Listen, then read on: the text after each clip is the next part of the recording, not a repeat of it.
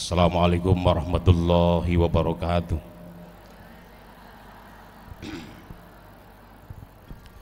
Bismillahi walhamdulillah, wassalatu wassalamu ala rasulillah Sayyidina Muhammad ibn Abdillah wa ala alihi wa ashabihi wa man tabi'ahuda.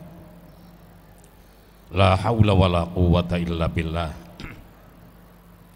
Al-Fatihah ala niyatil qabul wa tamami kulli sulin wa ma'mul wa ala salahi sya'an zahiran wa batinan wa anna Allahal karim yaftahu alaina futuhal arifin wa yubaqihuna biddin wa yarzuquna kamalal ikhlas wal yaqin wa ala niyatin anna Allaha yaghfiru dhunubana wa dhunuba abaina wa masyayikhina wa man ahsana ilaina ila hadrati sayyidina rasul Muhammadin sallallahu alaihi wasallam wa ala alihi wa ashabihil kiram thumma ila ruhi muallifi hadal kitabi wa muallimina. Al-Fatihah.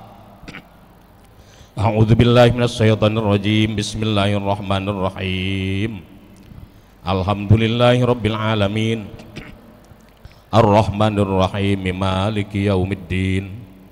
Iyyaka na'budu wa iyyaka nasta'in. Ihdinas siratal mustaqim, siratal ladzina an'amta 'alaihim ghairil maghdubi 'alaihim waladdallin. Amin.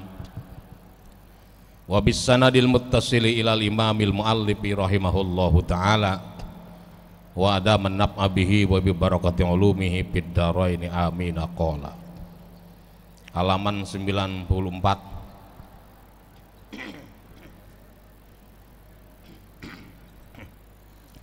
Warwal Bazzaru, baris keempat dari atas ya. Warwal Bazzaru an Aisyata annaha qalat saltu Rasulullah sallallahu alaihi wasallam ayyun nasi a'dhamu haqqan 'alal mar'ati qala zaujuha qultu wa ayyun nasi a'dhamu haqqan 'alar rajuli qala ummuhu. Hadratul Mukarramin rahimakumullah, bapak-bapak, ibu-ibu, moga-moga senantiasa diberikan kemuliaan oleh Allah Ta'ala. Kembali kita pada kajian kitab Uqudul Jain sampai pada batas baca yang tadi saya baca ya, yang bawa kitabnya diliatin, biarin kantuk juga asal pura-pura ngeliatin aja dah ya, biar husu itu. Warawal Bazzaru, dan telah meriwayatkan Imam Al-Bazzar an Aisyah, dari Aisyah radhiyallahu anha, annaha qalat, sesungguhnya Aisyah berkata. Kalau kata kita sesungguhnya Siti Aisyah berkata, pakai Siti. Saltu Rasulullah sallallahu alaihi wasallam, saya bertanya kepada Rasulullah sallallahu alaihi wasallam. Kata Aisyah, kata Aisyah, aku bertanya kepada Rasulullah sallallahu alaihi wasallam, ayyun nasi a'dhamu haqqan 'alal mar'ati, siapa manusia yang paling besar haknya atas perempuan? Siapakah di antara manusia yang haknya paling besar atas perempuan, yang wajib atas perempuan? Qala zaujuha, Nabi menjawab zaujuha, suaminya.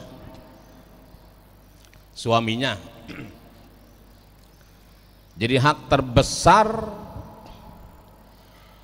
seorang suami ada pada istri.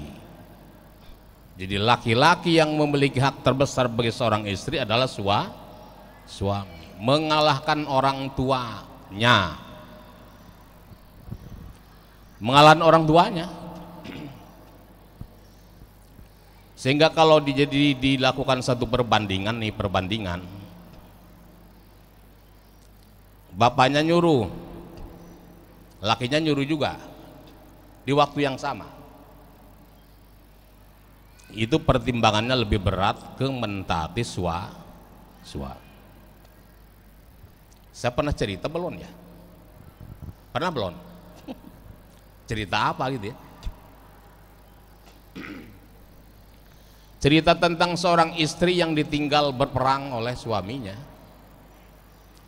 Dan itu cerita diabadikan di dalam kitab hadis arba'in ya. Nah,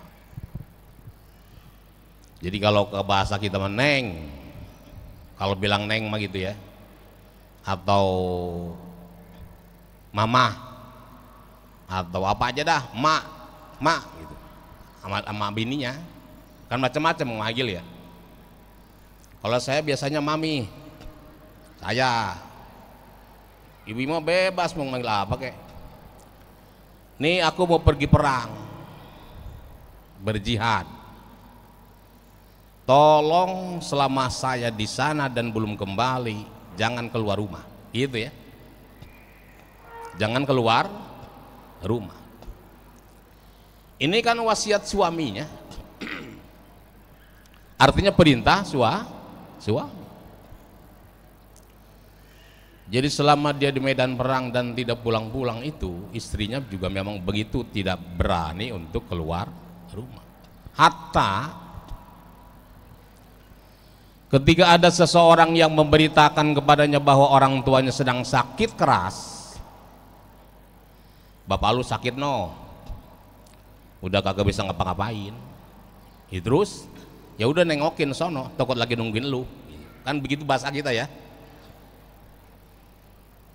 Saya dipesan sama suami saya nggak boleh keluar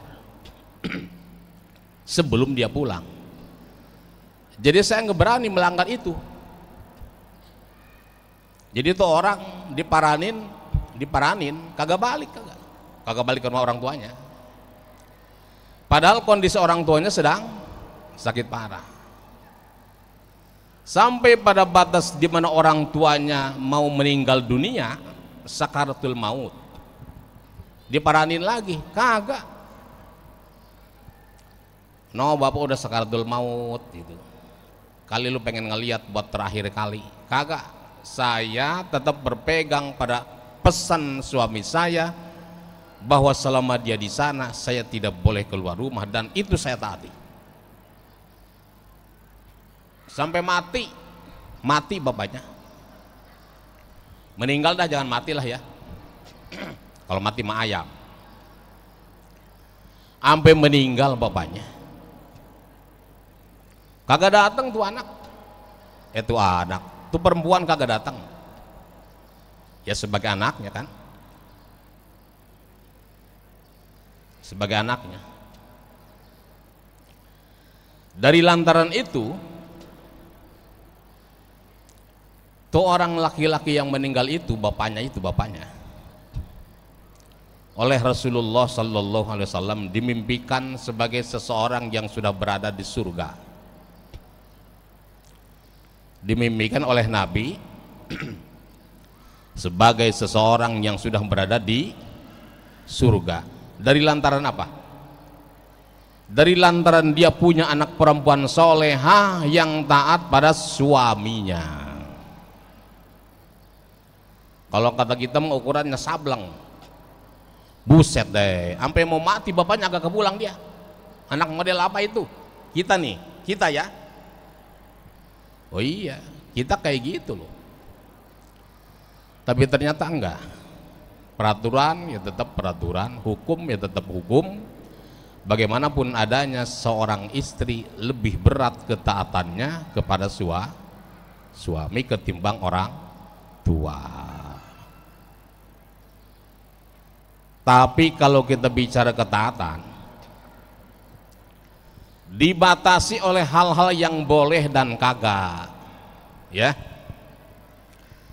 Wajib taat juga sama suami kek, sama siapa kek, selama perintahnya tidak bertentangan dengan hukum Allah Ta'ala. Ya kalau perintahnya sudah nabrak-nabrak bertentangan dengan hukum, kagak ada kewajiban buat mentaatinya. La ta'ata li makhlukin fi maksiatil khaliq. Tidak wajib taat kita kepada makhluk siapapun, mau suami kek, orang tua kek, mau bos kek, siapa aja, selama perintahnya mengandung unsur kemaksiatan. Gitu ya. Hanya wajib dalam hal-hal yang terkait dengan perkara-perkara boleh setidaknya, apalagi wajib. Gitu ya. Nah, itu. Jika udah perintah maksiat kagak ada ketentuan wajib taat, tidak ada ya. Enggak ada. Ibu-ibu minum dah, ayo dah. Kayaknya enak minumnya. Iya benar.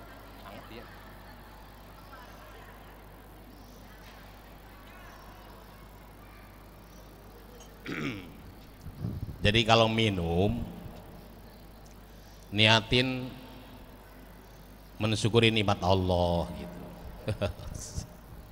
Iya kan? Iya. Jadi minum juga ibadah antaranya ya.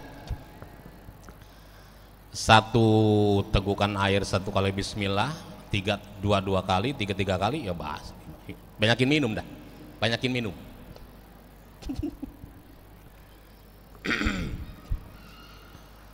Jadi gimana tadi? Ketaatan itu hanya harus dilakukan sepanjang perintahnya tidak bertentangan dengan agama, hukum Allah Ta'ala. Ya.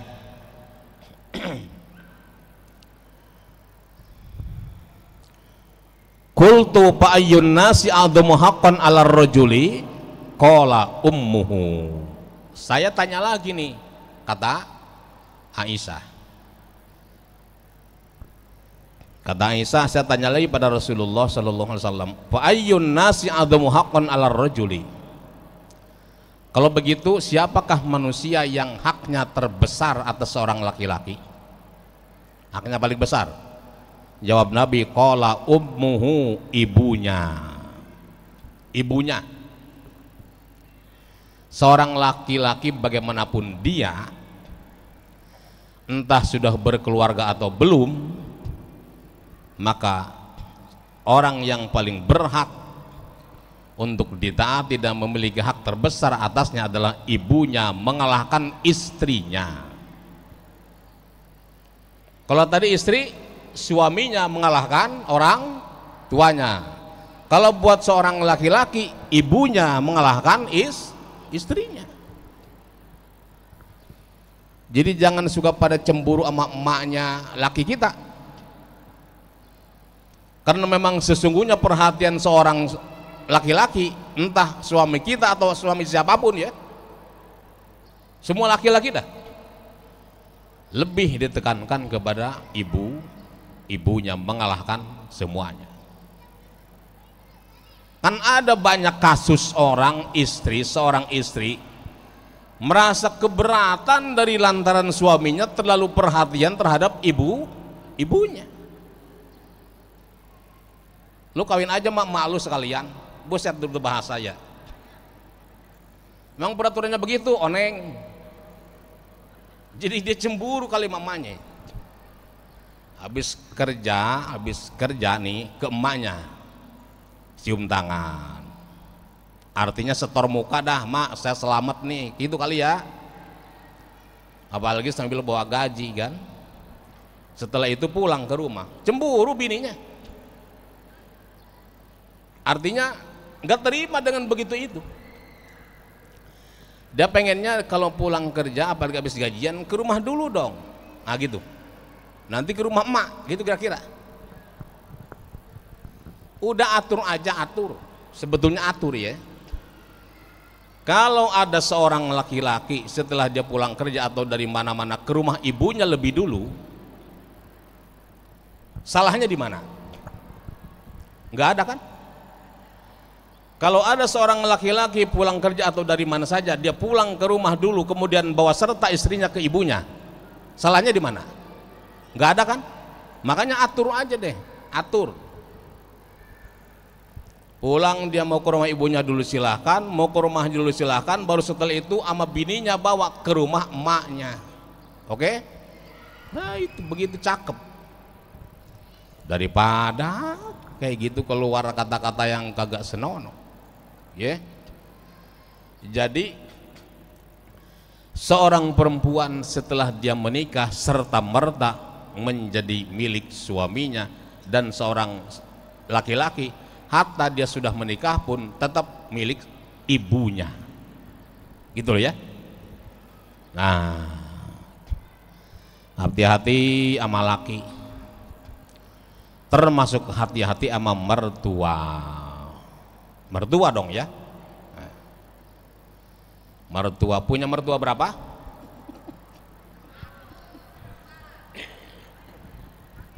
Kayak cowok dong, mertua mah banyak. Hah? Mertua, saya mana nanya mertua. Kata teman saya nih, jangan banyakin bini lu, banyakin mertua aja. Apa bedanya sih? Itu jadi jaga hak mereka supaya tunai kewajiban kita.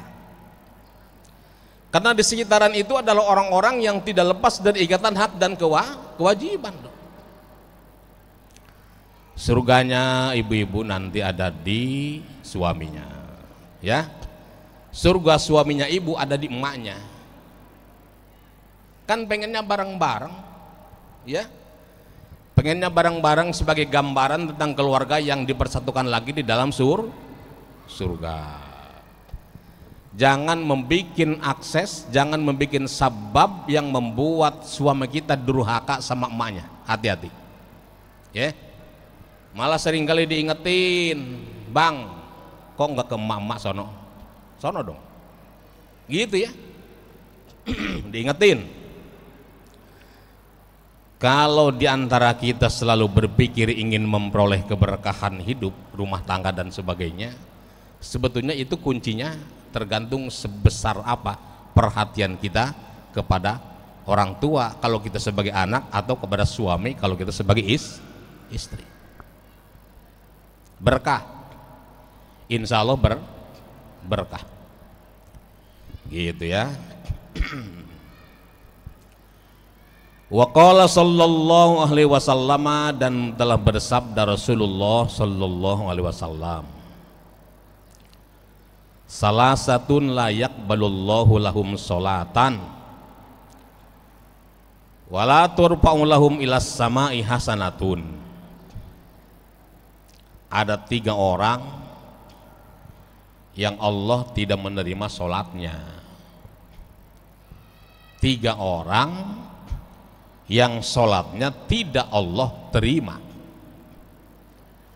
Maksudnya la yusibuhum alaiha, sholatnya tidak membuahkan pahala. Sholatnya tidak membuahkan pahala. Wala turfa'u lahum ilas sama'i hasanatun, dan kebaikannya tidak diangkat ke langit. Sholatnya tidak berpahala, perbuatan baiknya pun tidak diangkat ke langit, ya. Jadi kalau bicara langit ini soal gambaran aja, bukan Allah diam di langit, ya. Bukan Allah diam di langit, bukan. Tidak boleh ibu dalam tauhid kita menentukan Allah di satu tempat tertentu, ya. Kalau kita meyakini Allah ada di langit, bisa kufur dalam pandangan tauhid Ahlus Sunnah wal Jamaah. Di mana Allah di langit? Enggak boleh. Di mana Allah di aras? Enggak boleh. Ya. Karena Allah itu tidak terikat oleh ruang dan waktu. Kalau makhluk, untuk dia berada di satu tempat tertentu, dia terikat dengan ruang, dengan tempat. Harus ada tempatnya, gitu kira-kira ya. Tapi Allah tidak. Sehingga kalau ada kalimat-kalimat turfa walahum ilas samai, misal ke langit nih, itu mah gambaran tentang tingginya kedudukan Allah Subhanahu wa ta'ala, bukan Allah di langit. Sampai orang ngomong gini, no, pengen doa, pengen goda yang manjur enggak? Doa yang manjur, no, naik ke lantai paling tinggi di Pulau Intan nih, sini nih. Berapa lantai dia? Berapa lantai? Naik ke yang paling tinggi, nggak doa dah. Manjur. Kenapa? Udah deket ke langit. Nah, gitu. Padahal mah maksudnya ya Allah bukannya di langit. Ya. Siapa itu? 3 orang yang tidak Allah berikan pahala dalam sholatnya dan tidak dinaikkan amal kebaikannya. Al-abdu wa kadal amatul abiku min sayyidihi hatta yarji'a.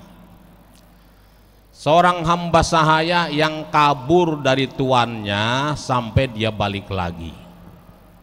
Hamba sahaya itu status hamba sahaya harta ya, manusia loh. Manusia. Tapi kalau dia statusnya di hamba sahaya dimiliki oleh seseorang, maka dia sama dengan harta. Kalau dia kabur nih, kabur tanpa, kalau kabur tanpa izin ya. Kalau pakai izin bukan kabur namanya, kabur aja udah. Itu sama halnya dengan menghilangkan harta tuannya. Ikan dirinya harta, dirinya kabur berarti sama dengan sengaja menghilangkan harta tuannya. Siapa hartanya? Berupa dirinya. Ini hukumnya dosa. Selama dia berada di luar dan belum kembali ke rumah tuannya, sebanyak sholat yang dia lakukan Allah tidak berikan pahala, dan sebanyak kebaikan yang lain pun juga yang dia lakukan Allah tidak naikkan ke langit. Ya. Tuh sekarang mah alhamdulillah yang namanya hamba saya udah kagak ada. Udah kagak ada. Manusia budak belian. Jadi dulu ada pasar manusia, beli manusia loh. Jadi manusia diperjualbelikan. Ini tipe begini berapa duit, tipe begini berapa duit, ini berapa duit, itu tergantung ukuran fisik dan talenta yang ada, itu loh ya. Itu sejarah nih, dunia pernah ngalamin kayak gitu. Maka dengan lahirnya Islam sedikit demi sedikit itu dihilangkan perbudakan itu. Dan kalaupun ada di antara para sahabat mereka pada punya budak hamba sahaya, ternyata untuk dijadikan objek didikan, dididik dalam agama. Setelah itu dimerdekakan, gitu loh ya, dimerdekakan. Makanya gini Bu, salah satu dari bentuk hukuman dalam Al-Quran nih adalah memerdekakan seorang hamba sahaya bagi pelanggaran puasa dengan apabila bersenggama di siang hari. Nyari budak kemana? Tahriru rokobatin mu'minatin. Itu salah satu bentuk hukuman ya. Kemudian diganti dengan puasa berturut-turut 2 bulan, diganti juga dengan memberikan it'amu sittina miskinan kalau tidak bisa, gitu loh. Jadi karena dulu pernah ada budak itu ya. Wal mar'atu sakhitu 'alaiha zaujuha. Yang kedua, orang yang tidak akan memperoleh pahala dari amalan sholatnya, termasuk amal-amal kebaikannya tidak Allah naikkan ke langit, adalah seorang perempuan yang dibenci oleh suaminya linahwi nusuzin, dari lantaran dia membangkang pada suami. Jadi kalau kita laki, ini orang laki lagi gedak sama kita nih, benci. Selama dia benci, selama laki kita benci, sholat kagak diterima. Cuman bencinya harus beralasan. Makanya ada penafsirannya linahwin nusuzin, dari lantaran kebencian yang disebabkan oleh semacam pembangkangan oleh istrinya. Kan kadang-kadang membenci itu juga ada orang yang ngebenci orang lain tanpa jelas alasannya. Tiba-tiba benci, alasannya apa? Tidak diketahui. Ada banyak, ya. Jadi kebencian yang beralasan, hatta yardo anha zaujuha, sampai suaminya ridho terhadap istrinya, gitu loh ya. Hati-hati Bu ya, kalau ngobrol sama laki, mata tundukin, jangan sambil melotot. Ngobrol sama laki sambil melotot. Tundukin mata kita di hadapan suami.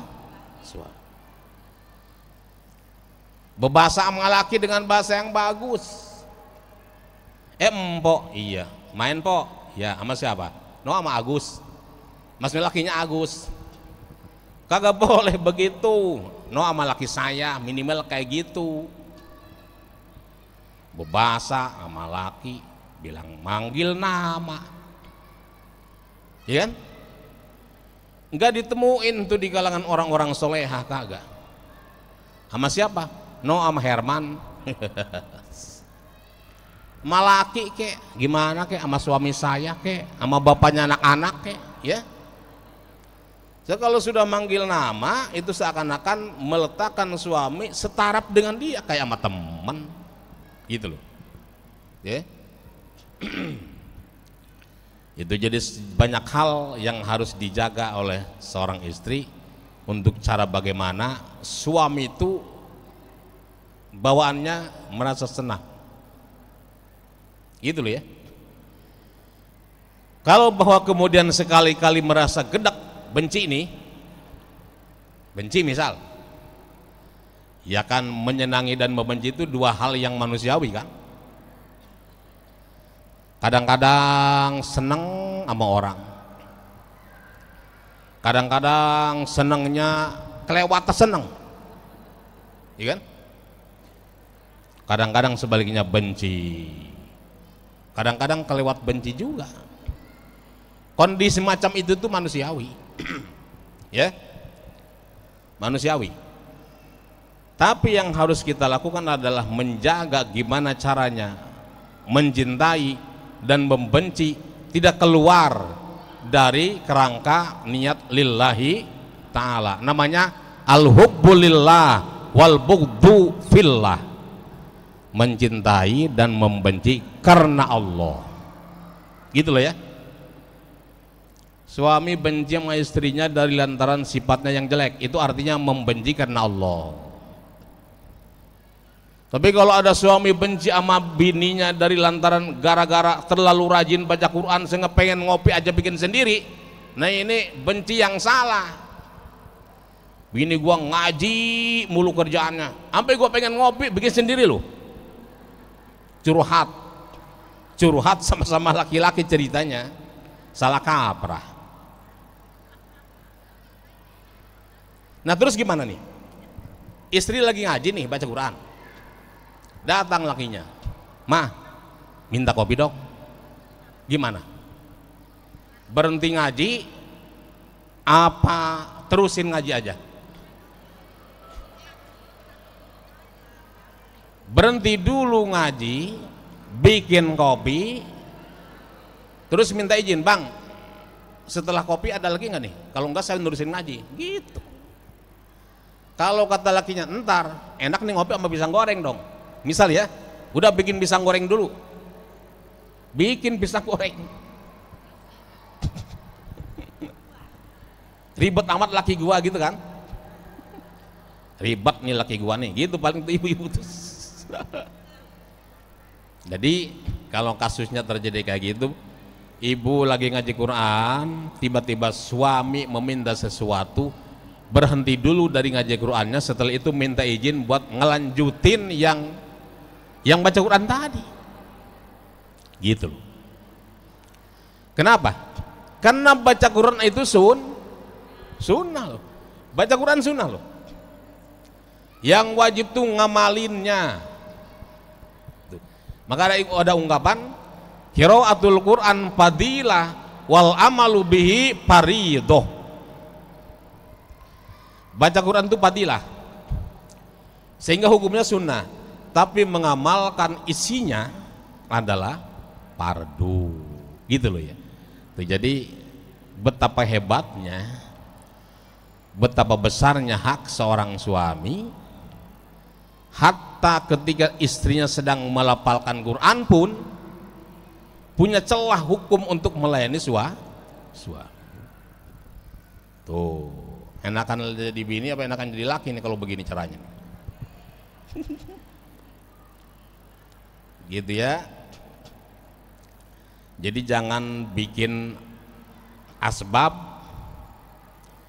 atas terjadinya kebencian seorang suami. Yang ketiga, wasakronu hatta yashua min sakrihi. Yang ketiga wasakron, orang-orang yang mabuk. Ail muta'addi bisakrihi, artinya bisukrihi, atau ada yang baca bisakarihi. Pembacanya macam-macam ya dalam bahasa Arab ya. Orang yang sengaja mabuk, dengan mengkonsumsi benda-benda yang memabukkan, ya. Kalau dia sholat, maka sholatnya tidak berpahala. Kalau dia melakukan kebaikan yang lain pun, maka kebaikan itu tidak Allah naikkan ke langit. Bahkan kalau dia menjatuhkan tolak, ini malah jadi loh. Ini orang mabok nih, tahu kan orang mabok ya? Mabok nih, giliran dia sholatnya dianggap kagak sah, ibadah nih. Giliran ngejatuhin tolak sama bininya, dianggap sah. Orang mabok kan ngomongnya macam-macam ya, sambil sempoyongan. Itu ngapain dia sempoyongan? Nyari got buat muntah. Itu kali tapinya. Ada bininya, lu siapa ya? Gitu, mabok aja. Gue tolak lu ya. Nah, orang mabok dalam ketika dia mabok, yang kalau tiba-tiba menjatuhkan talak pada istrinya, hukum tolaknya sah.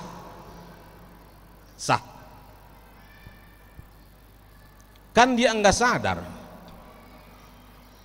Jazaa'am bima kasaba nakalab minallah, sebagai balasan dari Allah dari lantaran dia melakukan hal demikian. Jadi orang mabok hati-hati. Maka ada penjelasan, orang yang terbiasa mabuk, minuman keras, ya kan? Entah itu ganja, entah itu sabu, entah itu berupa minuman yang beralkohol, yang arak, minum arak dah. Ada brandy, ada whisky, ada martini, ada martini loh. Ya, ada topi miring, ada apa lagi nih? Ya?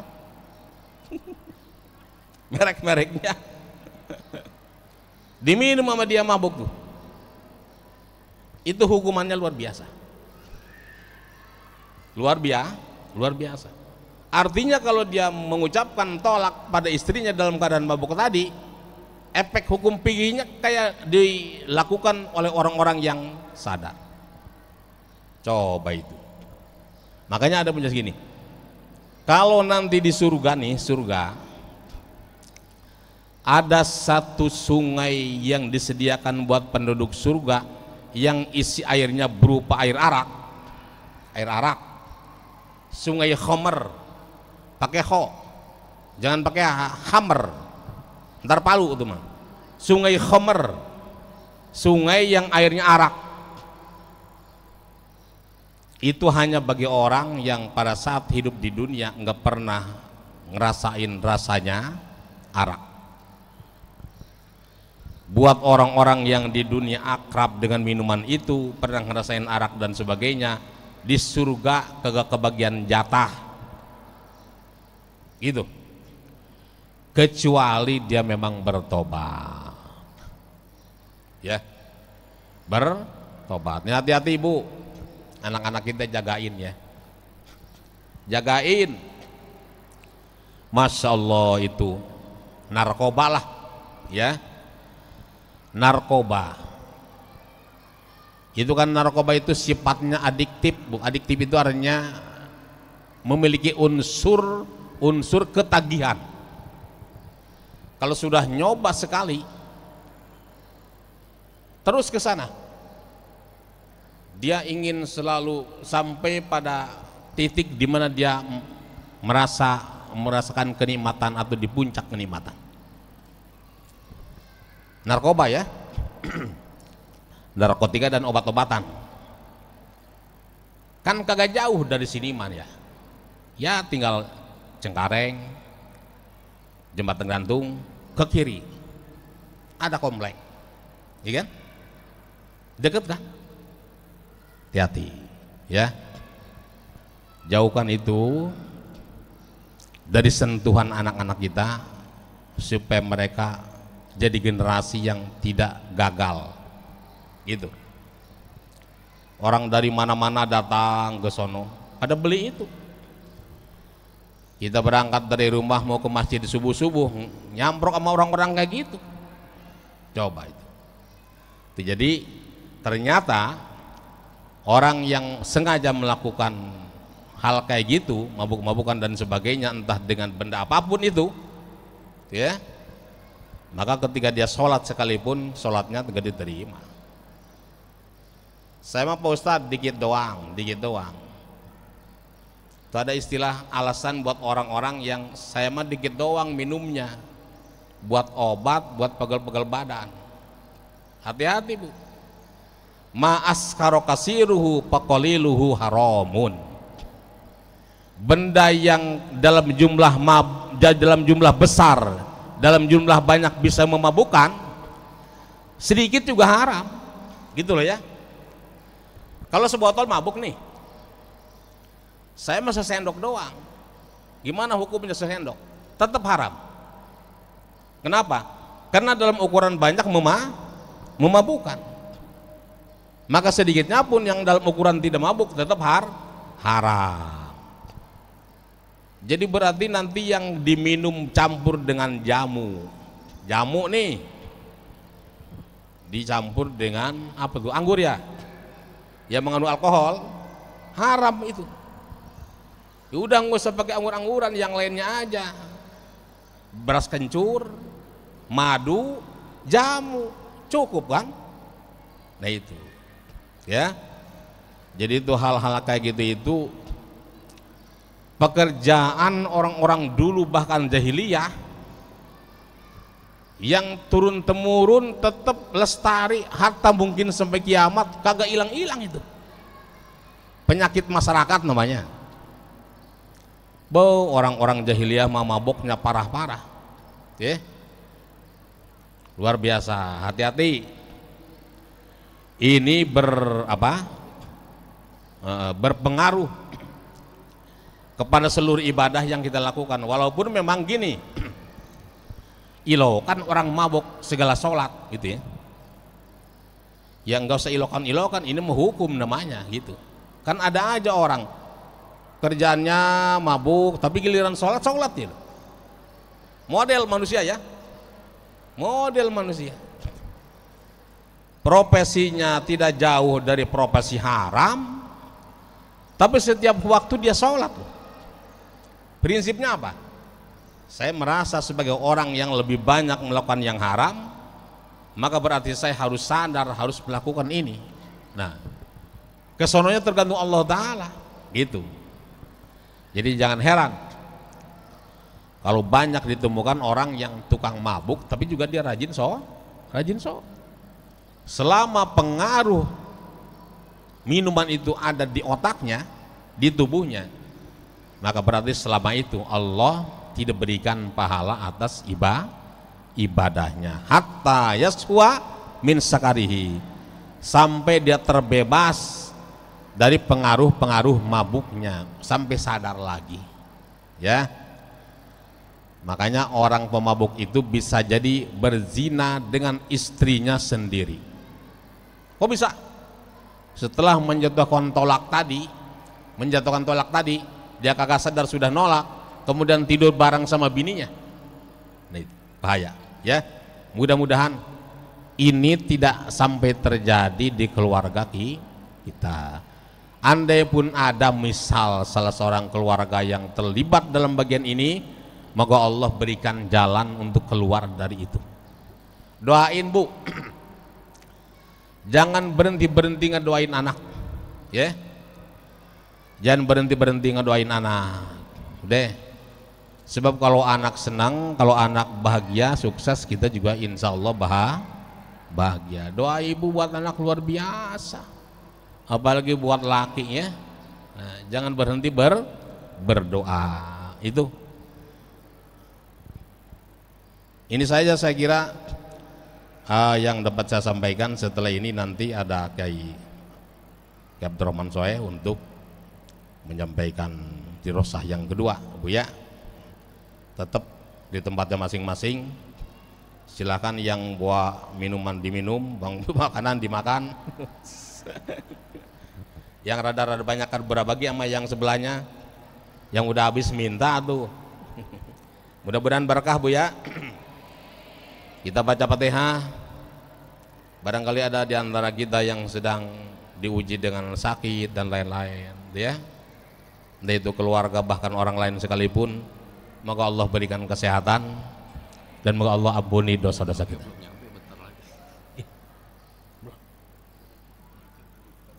Nah, kenapa Fatihah? Ini kan urusannya minta sembuh, minta diampuni dosa dan lain-lain. Kenapa Fatihah? Selalu apapun dengan Fatihah. Kenapa? Ya kan? Ada hadis Rasulullah sallallahu alaihi wasallam, Al-Fatihatu lima quri'at laha. Pembacaan Fatihah itu bisa diperuntukkan bagi apapun niat masing-masing. Itu maksudnya ya. Jadi Al-Fatihatu lima quri'at laha, Fatihah itu berfungsi sesuai dengan niat pada saat dibacanya. Saat pembacanya meniatkan pengen sembuh, jadilah dia obat.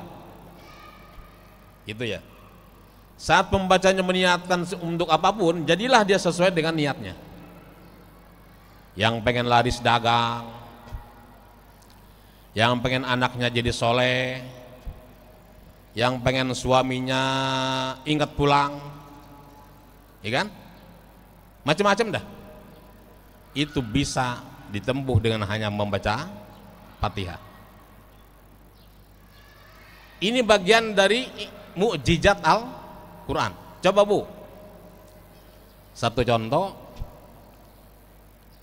kita misal membaca Fatihah dengan niat pengen laris jualan, baca aja Fatihah, insya Allah laris ya.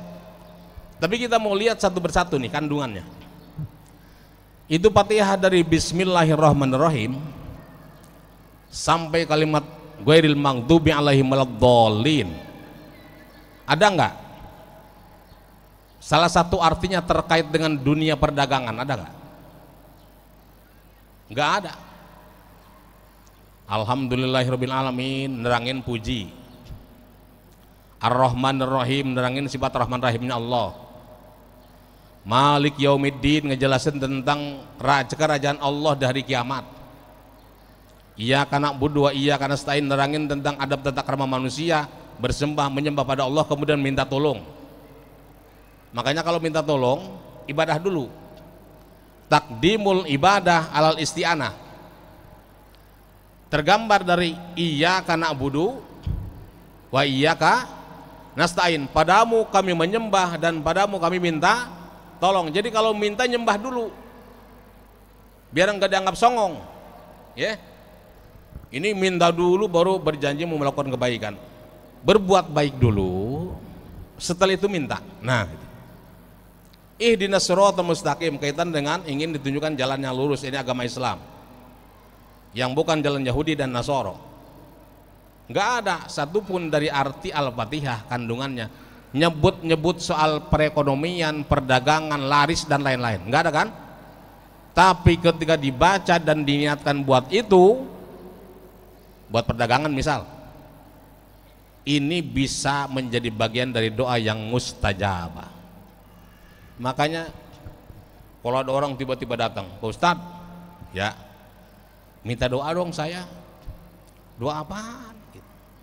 Apa aja? Apa aja lagi bilang? Minta ditulisin, baca aja Fatihah, ya. Karena itu Fatihah itu menjadi pokok dari seluruh kandungan isi Al-Quranul Karim, termasuk buat yang lain-lain, buat pengampunan, buat kesembuhan, buat agar Allah memberikan taufik dan hidayah, pokoknya buat semua. Itu yang dimaksud dengan Al-Fatihah 5 qiraat laha. Maka kita selalu menempuhnya dengan Al-Fatihah. Satu lagi, bahwa Fatihah adalah pokok dari kandungan semua isi Al-Quran. Ternyata bukan semua isi Al-Quran saja, semua isi kitabullah. Allah nurunin kitab berapa? Bu, Allah nurunin kitab berapa? Kitab suci, Zabur, Taurat, Injil, Quran, tambah suhuf. Suhuf Nabi Musa, suhuf Nabi Ibrahim, suhuf Nabi Sis, suhuf Nabi Adam. Semua jumlahnya 114. Tambah Al-Quran. Itu semua kitab-kitab dulu dan suhuf-suhufnya, kandungannya terisi di dalam Al-Quranul Karim. Quran berapa surat? 114 surat, 6.666 ayat. Itu kandungannya semua tersimpan di dalam Al-Fatihah. Jadi Fatihah itu adalah ikhtisar dari semua isi kandungan Al-Quran. Nah, semua isi kandungan Al-Quran terkumpul di dalam kalimat Bismillahirrahmanirrahim. Nah, itu isi Bismillahirrahmanirrahim terkandung di dalam huruf ba-nya Bismillah, huruf ba. Jadi huruf ba itu kepanjangan dari bi kana makana wa bi yakunu ma yakunu. Dengan sebabku telah adanya semua yang telah ada, dan dengan sebabku akan adanya semua yang akan ada. Berarti luar biasa Fatihah itu. Kalau tidak bisa Fatihah, Bismillahirrahmanirrahim. Nah, beruntunglah kita jadi umat Nabi Muhammad SAW, karena turun kepada kita surat Al-Fatihah itu. Jadi bagian dari surat yang tidak terlupakan. Saya udah lama Bu hafal Fatihah. Ibu sama ya? Syukur, alhamdulillah. Harus hafal dan harus bener. Hafal dan bener. Hafal doang kagak bener, jadi urusan dalam sholat kita. Itulah sebabnya orang minta ampun pada Allah, minta rezeki, minta kesehatan dan lain-lain, selalu ditempuh dengan hanya membaca surat Al-Fatihah, karena mengamalkan isi hadis Al-Fatihatu 5 qiraat laha. Membaca Fatihah itu akan berfungsi sesuai dengan niat pembacanya. Ya, niatkan ibu-ibu. Sebelum kita baca Fatihah, niatin apa yang dikepengenin. Asal jangan pengen martabak nih, agak ada nganterin kemari, ya. apa yang pengenin, entah itu kaitan dengan anak. Ini sekarang mau masuk ke yang SMP ke SMA, dari SD ke SMA, ya kan? Sampai ada orang yang nazar saya kalau anak saya keterima di negeri misalnya, mau baca Yasin 3 kali, boleh, ya, untuk memperkuat doa, nazar, dan itu nazar harus dipenuhi itu. Saya nazar kalau anak saya masuk di perguruan tinggi mau sedekah ke 10 yatim misal, boleh, supaya dengan nazar itu memperkuat doa, boleh. Nanti kalau benar-benar diterima, wajib tuh bersedekah ya. Nah, sebelum kita baca Fatihah, pasang niat dah. Sebanyak yang kita niatkan, sebanyak yang kita inginkan dan harapkan, entah terkait dengan diri kita atau terkait dengan siapapun yang menjadi bagian dari kita, entah anak kita, keluarga kita, dan lain-lain, supaya Fatihah ini membawa pada apa yang kita harapkan dengan mukjizatnya Fatihah. Tapi yang pasti, bagaimanapun kita baca Fatihah, sesering apapun, nanti akan diukurkan oleh Allah Ta'ala dengan seberapa khusyuknya kita baca dan seberapa yakinnya kita atas itu. Itu loh ya, yang jadi penyakit dari doa-doa kita adalah kurangnya keyakinan. Itu kurangnya keyakinan bentuk dari keraguan-raguan atas bahwa Allah adalah zat yang mujibud doa. Mujibud doa.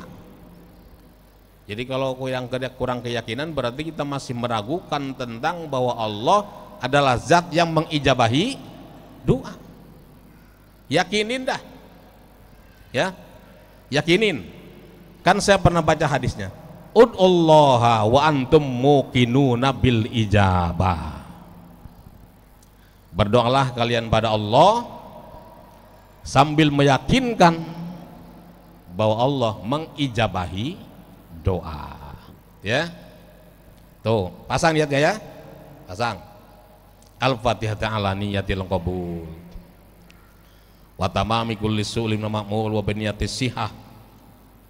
Sehat pertama ya, wassalamah wal afiyah wassyifa wal barokah wa husulil maksud lana wali auladina wali ahbabina. Al-Fatihah. A'udzubillahi minasyaitonirrajim. Bismillahirrahmanirrahim. Alhamdulillahi rabbil alamin. Ar-Rahmanirrahim. Maliki yaumiddin. Iyyaka na'budu wa iyyaka nasta'in. Ihdinas siratal mustaqim, siratal ladzina an'amta 'alaihim ghairil maghdubi 'alaihim waladdallin. Amin. Kenapa amin? Bu, diusahakan setiap kali berdoa kalimat terakhirnya amin. Ya, kayak gini. Wassallallahu ala sayyidina Muhammadin wa ala alihi wasallam alhamdulillahirabbil alamin. Amin. Kalimat terakhir dari doa kita amin. Itu tentu ada setelah baca sholawat, ya kan? Mengakhiri doa dengan sholawat itu juga menjadi bagian dari istijabah doa, termasuk tata krama. Cuman saya pengen nekenin ibu, kalau dari sononya wasallallahu ujungnya wasallama, kalau di sana wasallim wasolli ujungnya wasallim gitu. Jangan wasallallahu ujungnya wasallim, kan awalnya fil mudhari sholla, ntar ujungnya salama ya. Kalau dari sononya sholli ujungnya salim. Ada yang parah, wabarik wasalam lah, wabarik wasalam, yang satu fi'il amr, yang satu fi'il madi. Aturan wabaroka wasallama. Yang sering kan ustadz juga nih kedengaran baca doa kayak gini. Kalau salahnya ditingkat ibu-ibu, Oh saya maklum banget, maklum. Ini lebih sering juga ya kesalahan terjadi di tingkat para ustaz. Wabarik wasalam. Apa wabarik wasalam? Kalau wabarik wasalim. Kalau mau ke wasalam wabaroka. Nah, jadi fil madi, fil amr itu istilahnya kayak gitu, istilahnya. Kan ini bagian dari doa. Kan kita ini orang-orang yang memang doyan berdoa. Doanya rame-rame. Iya kan? Banyak yang nonton lu. Banyak yang nonton, tau nggak? Di doa kita semua, di rosa kita semua, di kajian kita semua. Jadi nanti orang komentar tuh, ya. Tuh jadi usahakan dari setiap doa kita semua diujungi oleh kalimat amin. Amin. Apa itu amin? Isim fi'il. Namanya artinya istajib doa'ana. Ya Allah, istajib doa'ana, ijabahilah doa kami. Hatta dalam berjamaah, Bu. Jamaah nih sholat nih. Kalau ibu-ibu pengen aminnya bareng sama malaikat, ya. Siapa saja orang yang kalau sholat berjamaah baca amin, aminnya bareng sama bacaan amin malaikat, diampuni seluruh dosanya. Kan kata imam, ghairil maghdubi alaihim waladdallin. Amin. Itu kalau bareng sama aminnya malaikat, Allah ampunin dosa kita. Kapan malaikat amin? Ayo. Malaikat amin bareng imam, ya, bareng imam. Itulah sebabnya dalam berjamaah kalau kita amin, usahakan amin kita berbarengan dengan imam, pasti berbarengan dengan aminnya malaikat. Yang ngeduluin barulin doang udah anak kecil tuh, ya kan? Anak kecil tuh biasa kayak gitu. Apakah setelah waladdallin dan sebelum amin sunnah baca rabbik birli? Dalam salat nih, waladdallin rabbik birli wali walidayya. Ya. Itu sunnah bagi imam dan munfarid, tidak sunnah bagi makmum. Yang sunnah imam dan munfarid, orang yang salat sendiri. Tapi bagi makmum tidak sunnah, karena dia harus merhatiin kapan imam memulai amin, supaya nanti bareng dengan malaikat. Kalau bareng dengan malaikat Allah ampunin dosa kita. Barengnya sehari 5 kali, misal nih sehari 5 kali berjamaahnya, ya sama siapa aja berjamaah, habis dia kayaknya dosa. Nah kalau udah habis, ya udah pada mati dah, mumpung lagi habis. Kalau dia entar nambah lagi loh. Itu aja Bu ya. Saya mohon maaf kalau ada hal-hal yang keluar dari tema akhirnya. Tapi di atas semua itu yakinlah bahwa semua ini akan menjadi asbab bagi kemuliaan kita dari lantaran bahwa kita bertahan istiqomah dalam menjalankan ibadah Allah yang mulia ini, ibadah pada Allah yang mulia ini. Ini amalan atau ibadah yang paling mulia, yang paling disenangi Rasulullah Sallallahu Alaihi Wasallam, sehingga timbul istilah beliau Raudatul Jannah, Riyadul Jannah, taman surga. Ini taman nih, taman surga. Ya, amin ya rabbal alamin. Wallahul muwaffiq ila aqwamit thoriq. Wassalamualaikum warahmatullahi wabarakatuh.